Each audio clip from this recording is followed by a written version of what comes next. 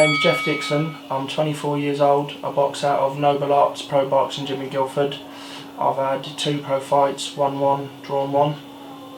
That's it. Perfect, cool. Alright, let's we might as well start kind of from the beginning. Obviously we're talking kind of off camera and stuff that you've been boxing for some time. Is it 10 years old? Yeah, 10 years old. Yeah, tell us a little bit like how you got into kind of the boxing side of things. Basically, my great grandfather, he passed away 3 years ago, but when he was alive, in our family, he was the only fighter of the family, so to speak, do you know what I mean? He was a bare knuckle fighting champion.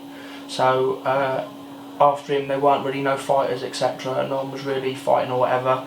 But basically I was getting bullied a bit in school, so my old man said, look, I'll take you boxing, you know. And I played football, played other sports, but I didn't really get on with it. And then when he took me fighting, it was sort of something what I just took natural with, you know. And from there, mate, it just springed off. Like I say, I started at 10, I never stopped till I was 20 years old, you know, full 10-year span of boxing. So. And you're from a traveller background? Gypsy background, yeah, so yeah. obviously Gypsy, it's kind of in your family? It's in my family, yeah, it's in my family. But in terms of what I said, before my great-grandfather there was a man before him, on my mother's side there was a man before him, but at the moment in my family there's no one except me, so it's down to me to fight for the pride and our family's pride and name, you know, so it's down to me at the minute. And your family must be quite proud of that. Yeah, yeah, so far so good, mate, anyway. Tell us a little bit about the amateur background then. The amateur background, I had 20 amateurs, 114 amateurs. Should have had way more, but as you can see I'm a little bit tall. I was probably say about 12, 13 years old, 6 foot, but weighed like 48, 50 kilos, you know. So it would be hard for me to get fights at my young age. So most of my fights come on when I was senior, where I found I boxed better as a senior than I did a junior.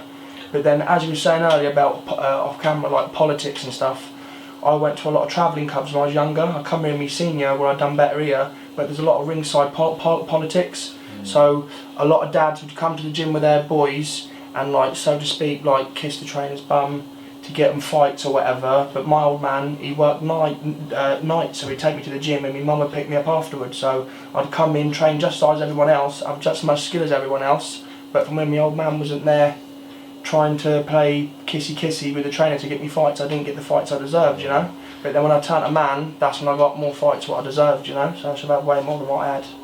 Did you notice it a lot though, the politics side? Yeah, mate. Honestly, you'll never get no one speak out about this, but I pride myself in being a truthful man. Especially in the amateurs, there's a lot of ringside politics, you know.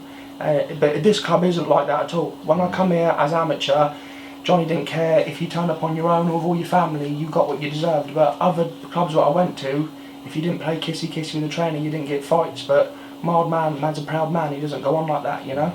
So I've never got the fights I deserved. I'm not blowing me on trumpet, mate. If there was 5 top boys in the club, I'd always be one of the top 5 boys in the club. But for me, my dad didn't play kissy, I didn't get the fights I deserved, you know. But then if you go in there and see me spar people, I spar people in this club. They've won senior OBA titles. They've had up team professional fights, not lost, and you know what I mean. I'm doing more than I'd my own with these men. Do you know what I mean?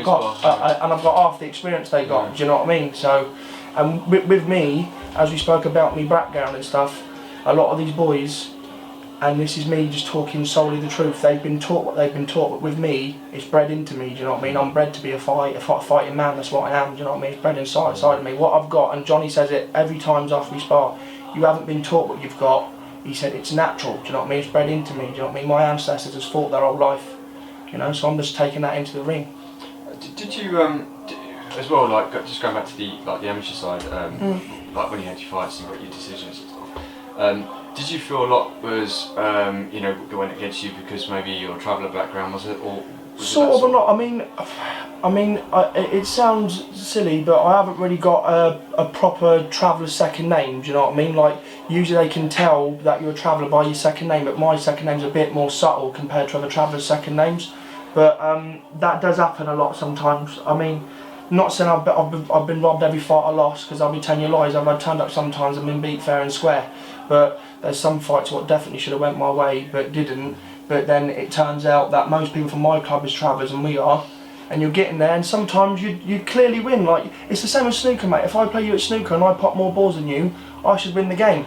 But in this game, it isn't the same. You've seen it yourself, and it happens a lot more in the amateurs than it does in the pros, because there's less limelight on it, you know? Yeah. It happens way too much. But I wouldn't go so far as to pull the racial card, but I do think it has happened more than once in my career anyway, because of who I am and what I am. Did you come up against other travellers when you were fighting? No, I mean, I come up against an Irish traveller once, but as in English Gypsies, I never fought one of my own people, only Irish traveller. Are you Romany Gypsy? Yeah, I'm Romany Gypsy, yeah, Romany Gypsy, yeah. Oh, okay, I just wondering what that would be. Yeah. Kind of, it would have been quite tasty. Yeah. No, but mate, look, a lot of my friends always have fought other gypsies and stuff, and as you know, we're fighting people, and there's always respect held between both sides. You know what I mean? You'll find if a gypsy fights another gypsy, there won't be a lot of shouting or screaming. There'll be a lot of respect held from both sides. You know, we're very respectful people when it comes down to battle. You know. Yeah, it's good to see. Let's go. So you finished your kind of amateur career. Yeah. You then decided to turn pro. Yeah. Was that because you were getting a bit struggled with the kind of amateur side, or? Sort of. I mean, the junior side of me, amateur, like as in junior, I didn't really get on with the juniors. But as I turned senior, and like it would be like 4 2-minute rounds or 3 threes, I started to get on with that more. Like it was more, I could take my time more. 2 minutes was too quick and too sharp for me, you know. And as I turned senior, I think I had 10 senior fights, and I won like 9 of the senior fights. Like I was better as an older person.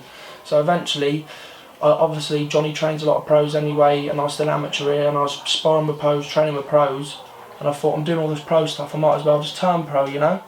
But I got asked to turn pro. I never turned pro on my own back. I was getting paid to train, paid for my licences and stuff. Nothing was rushed. So I thought, instead of getting beat up for a plastic trophy, I might as well do it for a paycheck, you know. And the pro side suits me a lot more better. It's no good getting there for 3 2-minute rounds sharp. I like to get in there for 4 or 6 rounds and take my time, you know.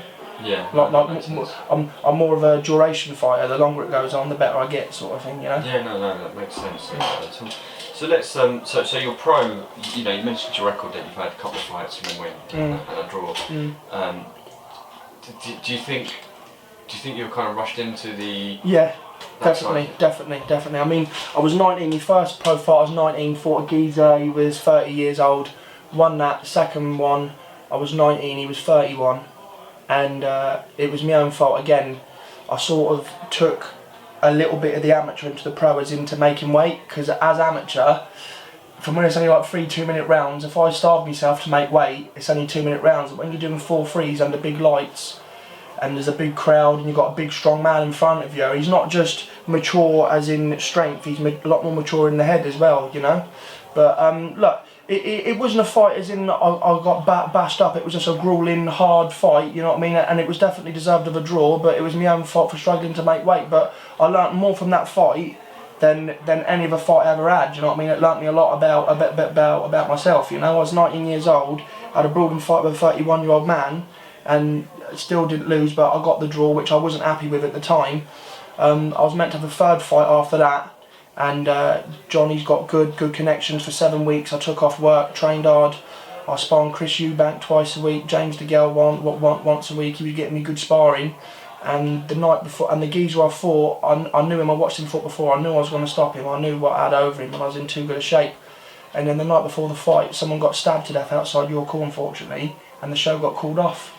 So it was like, I felt like I've run out of luck in the game, do you know what I mean? I thought, I've done everything I had to do, I've come back, this is my comeback fight, like as in to set the record straight. My diet went well, I was on weight, I got a nutritionist, a strength and conditioning coach, I'd done everything right as a pro should. Then other things wasn't my fault and I got let down, you know. And then I got married, and then I just slowly drifted away from the game. And I've been away for 4 years now.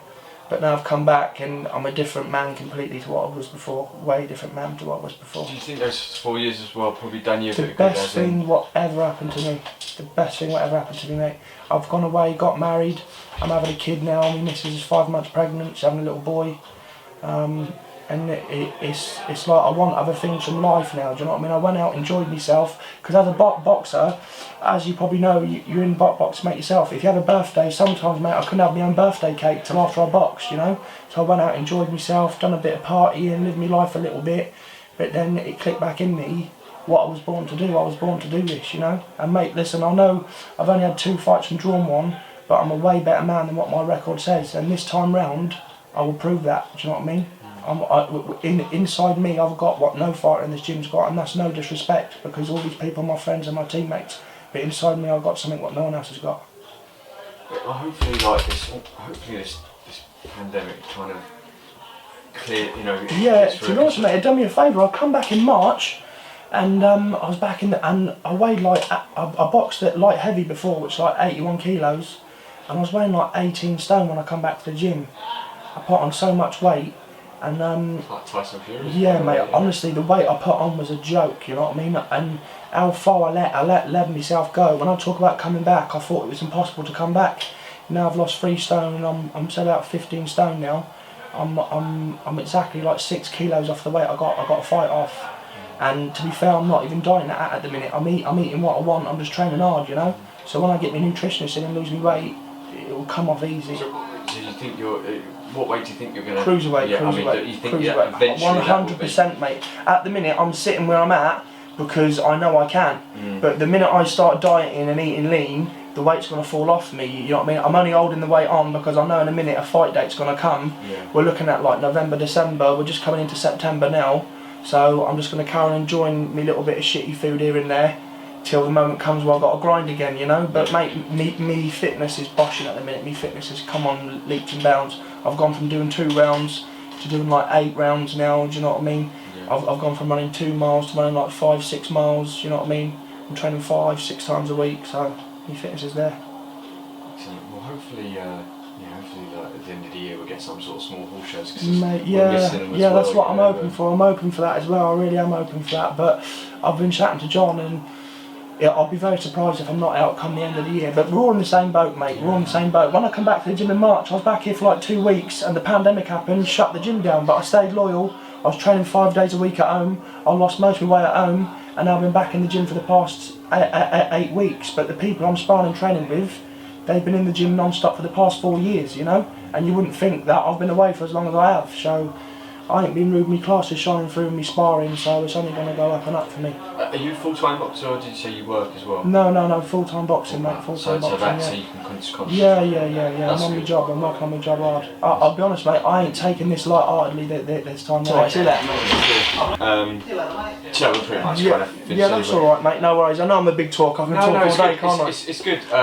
You know, it's good to kind of like that talk with boxers like yourselves, especially like kind of at this sort of level that many people probably don't see the other side of what you guys have to sacrifice. I mean, a lot of you kind of work as well. Mate, of course. And it's only just recently I've had to let go of the working side of it because that's what sort of let me down before, you know. Yeah. But I've managed a chance to get some good sponsors on board from early, who's good friends of mine.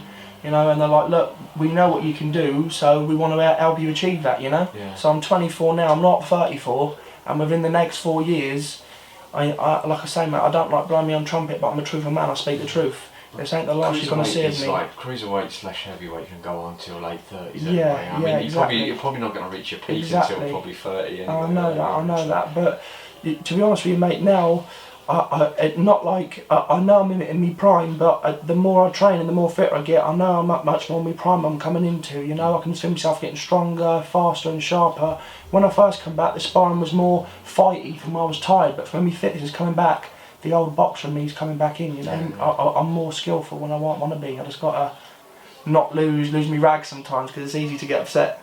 No, absolutely. Well, listen, thanks for kind of. Thank you, mate. Thank you. You're a gent. You on social media? Yeah. Do you want to tell everyone so people can follow you? GEOFF DIXON 1 on Instagram and Facebook, GEOFF DIXON. Awesome. Cool. I look forward to seeing you. Lovely, mate. Cheers, mate. Thank you.